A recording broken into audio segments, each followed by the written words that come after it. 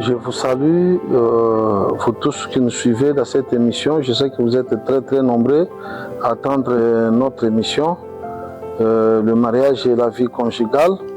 Nous avons dit que cette émission, nous la tenons sur base de l'expérience et des témoignages de beaucoup de gens. Parce que nous sommes dit que les mêmes difficultés que nous avons, le même problème que nous avons, ce sont presque les mêmes qui traversent aussi d'autres personnes. Et nous pouvons, à travers notre expérience, aider certains couples qui sont en voie de dislocation, certains couples qui connaissent aussi les mêmes problèmes. Avec notre expérience, ils peuvent s'en sortir. Parce que vous devez savoir que le mariage, c'est le dénominateur commun de tout le monde. Que ce soit les riches, que ce soit les pauvres, que ce soit je ne sais pas quelle classe sociale, tout le monde aspire au mariage. Et vous allez vous rendre compte que ce sont les mêmes réalités. Que les uns vivent dans leur mariage selon leur catégorie, les autres aussi, ce sont presque les mêmes réalités. Donc c'est pourquoi nous disons que nous devons parler de ça pour que d'autres personnes qui traversent les mêmes difficultés que nous avons connues sachent que ce sont des choses qui arrivent dans le mariage et savoir comment les résoudre parce que nous l'avons surmonté. Vous aussi, vous pouvez surmonter cette situation-là. Vous devez retenir qu'il n'y a pas un mariage parfait. Détrompe-toi. Il n'y a pas un mariage parfait. Il n'y a pas un homme parfait. Il n'y a pas une femme parfaite dans le mariage, dans ce monde ici. Tous nous avons des défauts, nous avons des qualités. Mais vous devez surmonter les difficultés que vous traversez dans votre mariage. C'est comme ça que nous avons dit que le mariage est basé sur le choix. Il faut faire un bon choix. Votre difficulté, ou les problèmes et les difficultés que vous vivez maintenant, c'est à cause du choix que vous avez fait. Vous n'avez pas tenu compte du choix. Lorsque le départ est déjà mauvais dans le mariage, rassurez-vous que la suite ne sera pas bonne. Parce que dans le mariage, la plupart des gens ne changent pas, mais ils deviennent pires. Voyez? La plupart des gens ne changent pas, mais ils deviennent pires. Ce que je suis en train de vous dire, il y a des gens qui peuvent approuver ça. Donc, faites un bon choix. Faites un bon choix. Pour faire le choix, il y a des aspects auxquels il faut en tenir compte. Nous en avions déjà beaucoup parlé. Il y a l'aspect physique, très important. Olingaka mwasi ya pembe. Luka mwasi ya pembe baza ebele. Olingi mwasi ya mwindu. Luka mwasi ya mwindu baza ebele. Olinga mobali azala mwa nene, mbinga, tout ça. Cherche, ils sont nombreux. Ils sont nombreux. Donc, c'est très important cet aspect physique, il ne faut pas le négliger. Dire, oh non, comme il prie, il n'y a pas de problème, mais non. La difficulté, déjà dans le mariage, c'est lorsqu'on ne sait pas présenter son partenaire. Parce qu'à un certain moment, tu auras honte de présenter ton partenaire. Tu auras honte. Si tu fais un mauvais choix, tu auras honte de présenter ton partenaire. C'est déjà un défaut, c'est déjà un problème. C'est pourquoi il faut tenir compte de cet aspect physique. Il y a l'aspect moral, il y a l'aspect intellectuel, il y a l'aspect spirituel, il y a le problème d'écart d'âge. Il faut en tenir compte aussi. Et toutes ces choses-là, ce sont des choses que vous devez tenir compte lorsque vous voulez faire des choix. Ça va vous aider. Alors, nous avons dit qu'après avoir fait ces choix-là, vous avez tenu bien sûr compte de ces aspects, mais sachez-le aussi que vous n'aurez pas un partenaire qui va atteindre 100% de tes critères. Non, ça n'existe pas. Peut-être vous trouverez un partenaire qui atteint déjà 40%, 50%, 60%, c'est déjà bon. C'est déjà bon. Donc, vous vous engagez et vous dites oui, c'est-à-dire le frère, le monsieur vient vous demander la main, vous dites oui, vous acceptez sa main et vous commencez à vivre. Alors, j'ai dit, là je suis en train de dire en tant que pasteur, lorsque un frère vous demande la main, ne sois pas pressé de dire oui. Prends le temps. Dis-lui, donne-moi le temps de réfléchir. Donne-moi le temps, je vous répondrai. Alors, à ce moment-là, il va te donner le temps. Tu vas en prière, tu vas parler avec votre pasteur, des gens qui peuvent vous soutenir aussi dans la prière pour que ces choix-là. Parce que le mariage, c'est l'affaire de grandes personnes. C'est la cour des grands. Quand tu entres déjà dans le mariage, tu vas rencontrer des réalités qui sont là-bas.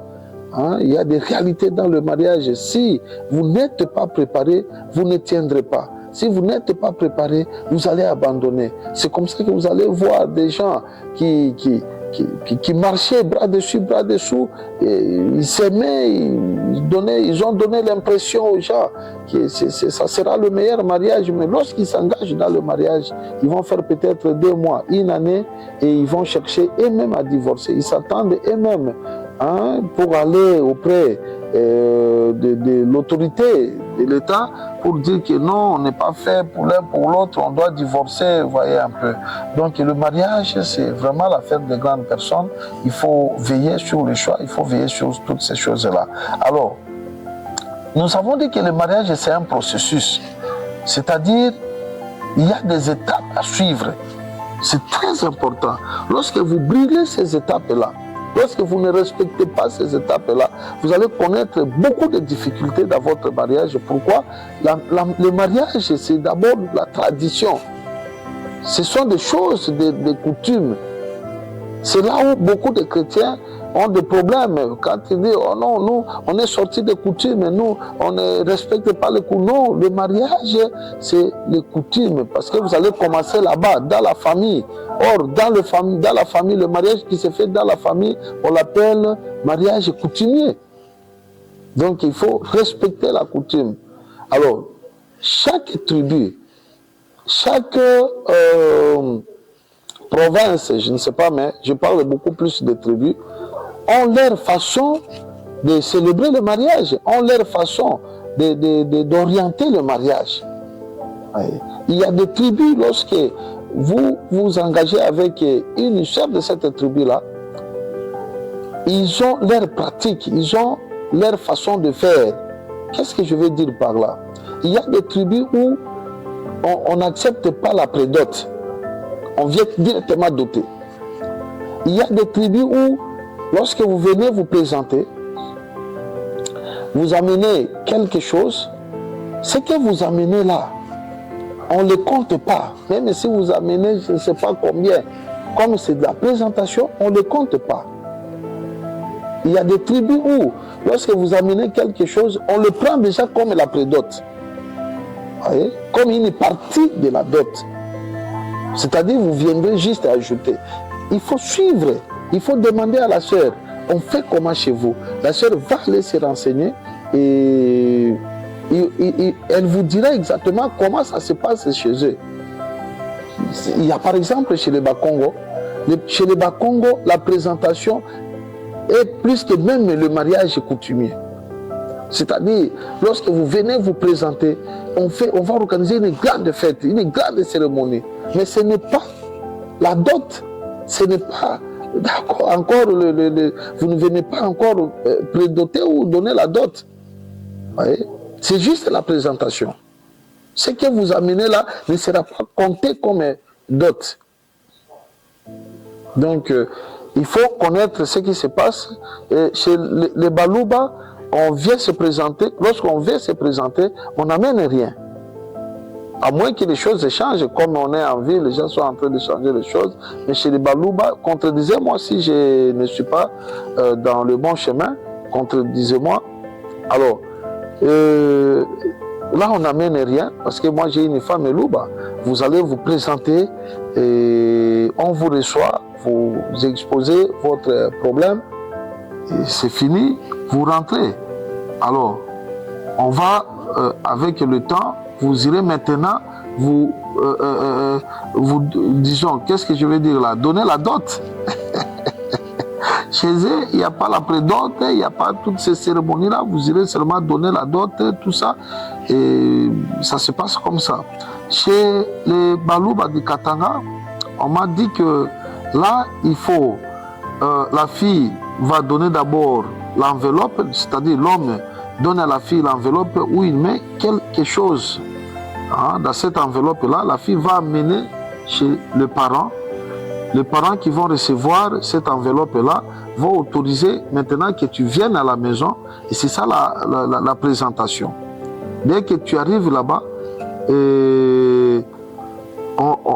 tu viendras, tu vas revenir encore pour la prédot. Et après, il y a encore la dot. Vous voyez un peu, donc il faut se renseigner un peu comment ça se passe dans des tribus. Alors, lorsque vous faites cette cérémonie-là, ce premier pas-là, ça vous donne l'aval d'entrer officiellement dans la maison, dans la parcelle. On vous reçoit officiellement. On sait que c'est le prétendant, c'est la prétendante de notre fille, ainsi de suite. Vous commencez à parler dans la famille, vous venez, on vous donne la chaise, vous causez jusqu'à ce que vous allez partir. Vous arrêtez avec la clandestinité, se rencontrer par-ci, par-là, tout ça. Mais sachez que à cette étape-là, ce n'est pas encore le mariage, s'il vous plaît. Ce n'est pas encore le mariage.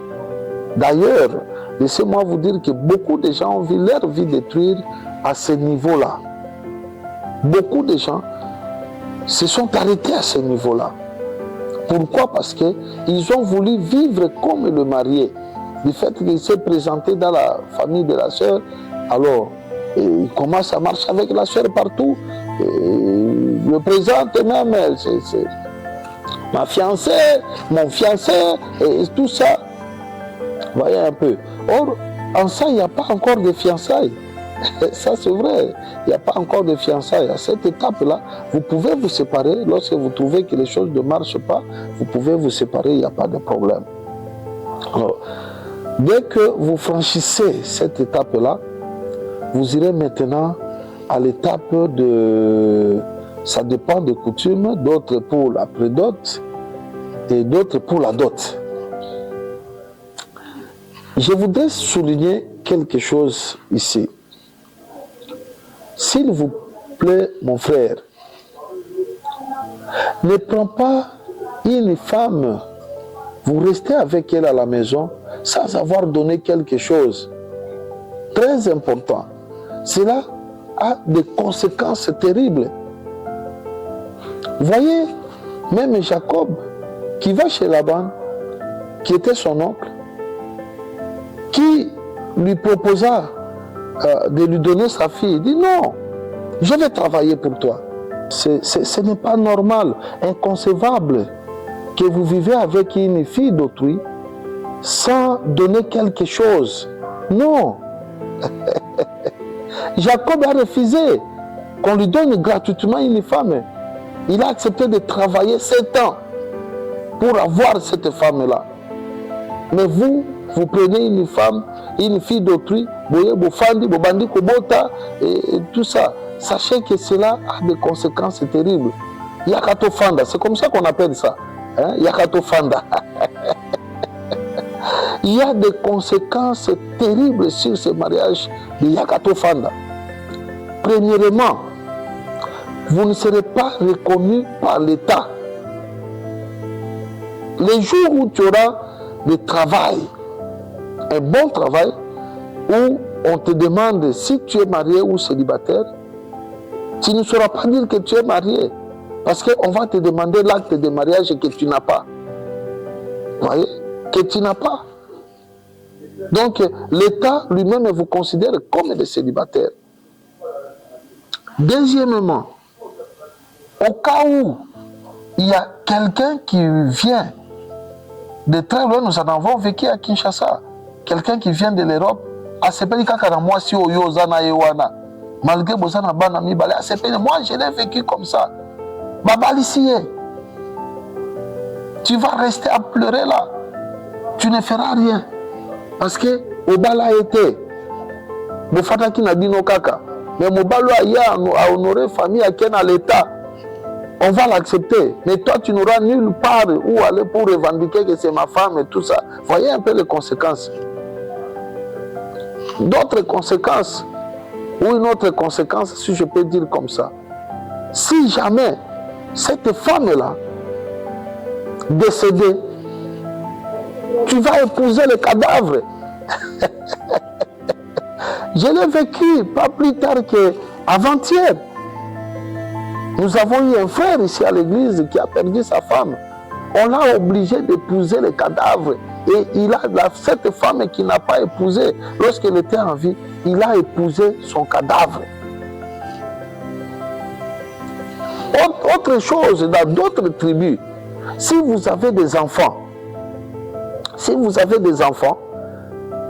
les jours où des filles, par exemple, les jours où on viendra épouser l'une de ces filles-là, tu n'auras pas à prendre la dot. Pourquoi tu n'avais pas épousé, tu n'as pas de payer la dot pour leur mère. On va prendre cet argent-là qui va remplacer la dot que toi tu devais donner pour leur mère. Voyez un peu toutes ces choses-là. Ça, c'est l'aspect physique. Dans le domaine spirituel, c'est un blocage. Tu as bloqué tes enfants, tu as bloqué tes filles. Vous allez voir que la plupart de ces familles-là, les filles ne se marient pas. Les hommes et les garçons ne se marient pas. Ils engrossent les filles et les ramènent à la maison. Il faut textuellement, comme vous les parents vous l'avez fait, de la même manière les filles font la même chose, connaissent la même chose. C'est un lien, vous créez un lien entre vous et vos enfants. C'est pourquoi je suis en train de vous donner conseil. Vous qui êtes encore dans Yakato Fanda, faites un effort, allez doter. Quand même, vous trouvez quand même quelque chose. Pourquoi tu ne veux pas honorer ta femme? Pourquoi tu ne veux pas doter, payer la dot pour ta femme? C'est très important.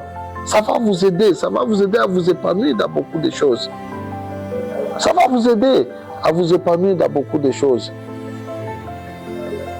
Et même lorsque l'un des partenaires décède, par exemple, et que vous avez des moyens, des possibilités, vous avez laissé des histoires, tout ça. C'est difficile pour que vous puissiez, à moins que la famille soit clémente, elles peuvent accepter de te donner quelque chose. Mais sinon, tu vas perdre tout. Pourquoi? Parce que tu n'avais pas payé la dot. Commence par payer la dot. Je vous décourage, vous qui vivez dans le mariage Yakato Fanda, ce n'est pas le mariage, ce n'est pas une bonne chose. J'ai posé la question à un frère, vous aussi je vous pose cette question-là. Est-ce que ce mariage-là est reconnu par Dieu? Les gens, fandi kaka, famille, est-ce qu'on peut dire que ce mariage-là est reconnu par Dieu?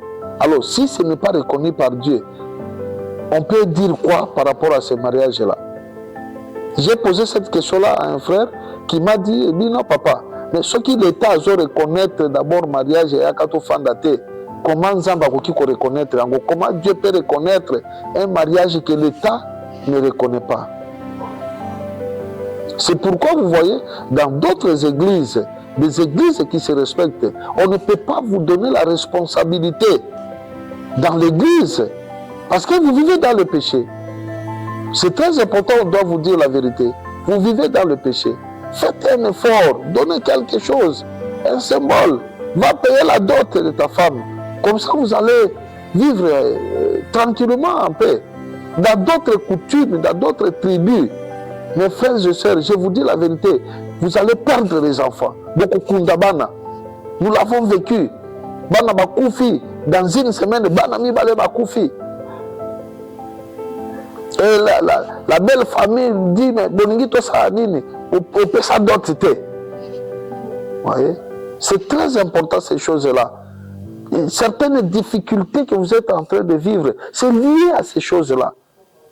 Nous devons vous dire la vérité. Fais quelque chose. Va honorer ta femme. Tu vas voir, les portes vont s'ouvrir devant toi. Tu vas vivre heureux dans ce mariage-là. C'est vraiment très très important. Donc, il faut payer la dot. Alors, je vais vous dire des révélations.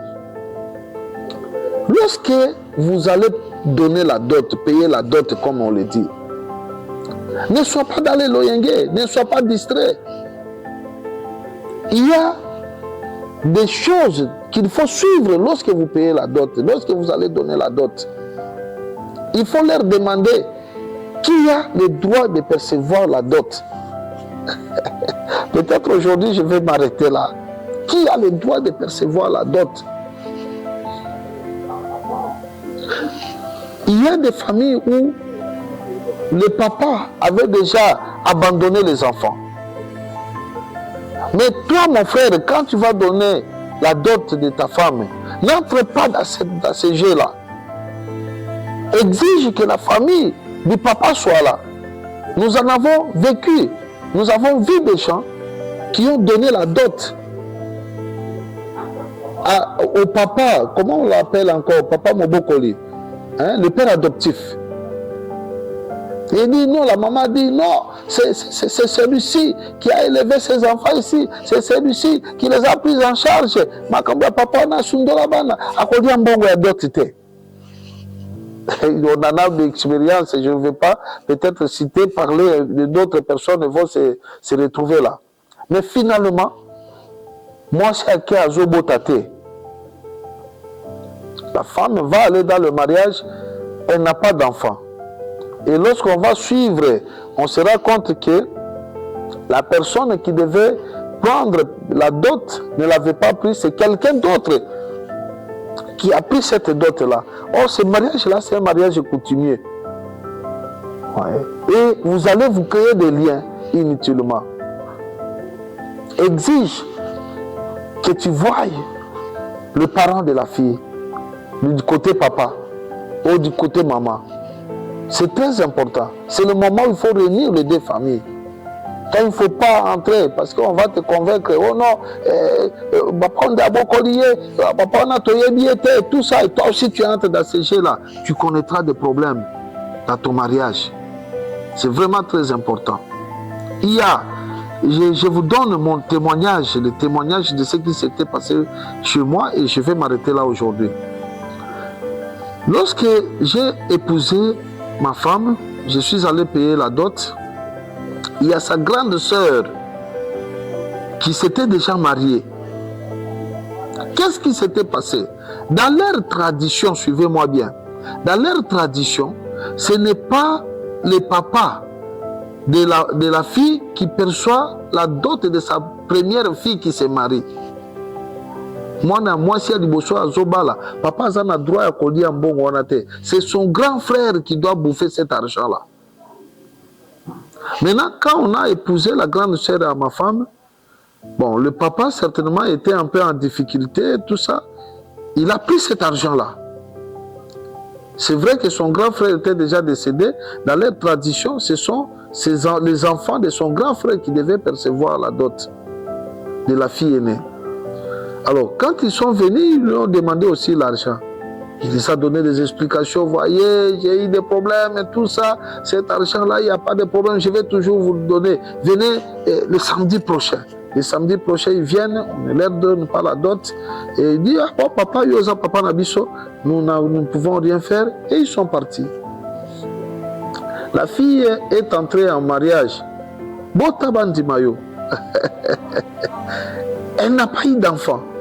Elle a commencé à prier, aller dans des montagnes. Elle a commencé à prier dans l'église. Elle a commencé à appeler les pasteurs qui ont prié pour elle. Il n'y avait pas toujours d'enfants. Ils ont fait, je crois, 3 ans comme ça, sans enfants. Je crois bien. Jusqu'à ce que quelqu'un de leur famille viendra lui dire, il dit, mais tu souffres pour rien. Aller dans des églises et tout ça. Ton père a bouffé ta dot. Or, il n'avait pas les droits. Il n'en avait pas les droits. C'est ce qui t'a bloqué. Et la fille est allée voir son père. Dit, mais regarde, on m'a raconté ça. Son père a dit, oui, c'est ça, c'est vrai. Mais je n'avais pas de choix. J'avais des difficultés, tout ça. Et il a appelé les enfants de son grand frère pour leur dire, bon, il n'y a pas de problème. Je reconnais mon erreur. Mais comme sa petite sœur a un fiancé, c'était donc moi. Quand il viendra donner, payer sa dot, je vous donnerai cet argent-là. Effectivement, le jour du mariage, quand j'ai amené la dot, et la grande sœur était déjà là, Le papa, bon, il était encore en difficulté. Il a dit, bon, il n'y a pas de problème, vous revenez demain. C'est sa grande sœur, la grande sœur à mon épouse, qui a dit, non, papa, donne-leur leur argent. Parce que tu sais que cette situation m'a beaucoup pénalisé, m'a bloqué. Finalement, le papa leur a donné l'argent. Nous sommes allés, nous nous sommes mariés, on a célébré. Alors, on a célébré le mariage avec mon épouse, nous sommes allés à la maison et après quelques mois, mon épouse est tombée enceinte et après quoi, sa grande soeur aussi est tombée enceinte et c'était résolu. Vous voyez, c'était résolu. C'est pour dire que faites attention lorsque vous allez donner la dot parce que ça va vous lier. C'est très important. Il y a chez les Bayanzi, les gens de Bandundu, il y a le système qui tue là-bas. C'est-à-dire, lorsque vous donnez la dot, vous donnez aussi pour son mari qui est au village. Je ne sais pas si je parle mieux parce que dans les recherches, je voulais épouser aussi une fille Yans. Alors, cette fille avait son kitchudi, qu'il fallait envoyer de l'argent, qu'il fallait envoyer de ceci, cela, tout ça. Cette pratique aussi lie beaucoup de gens. C'est pourquoi vous allez remarquer qu'aujourd'hui, la plupart des parents Yans, des parents de Bandundu, n'acceptent plus qu'on envoie l'argent à kitchudi qui est au village. Parce que quand vous lui envoyez l'argent là, il aura la même mise sur vous. C'est très important. Alors, en ce qui concerne la dot, mes chers frères et sœurs, je sais que vous me suivez, c'est de l'argent qui vous engage dans le mariage. Ce sont des choses qui vous engagent dans le mariage. Bats-toi, cherche cet argent-là. Évite cette histoire de cotisation pour la dot. Je vous donne des révélations. Batu nyonso bazo cotiser botini mukana na mboka o tela ningia bala botini mbongo ya dot basengi boye oyo abinga na kozwa oyo ngana kozwa oyo. Mon frère, sache que ces gens-là, tout le monde qui cotise pour que toi tu puisses te marier auront un mot à dire dans votre mariage. Merci beaucoup. Aimez cette émission, partagez-la, likez. Vous allez nous suivre sur YouTube, allez sur YouTube pour suivre l'intégralité et vous allez voir ça sur TikTok, sur Facebook. En tout cas, vous aurez notre épisode le jour à venir. Merci beaucoup.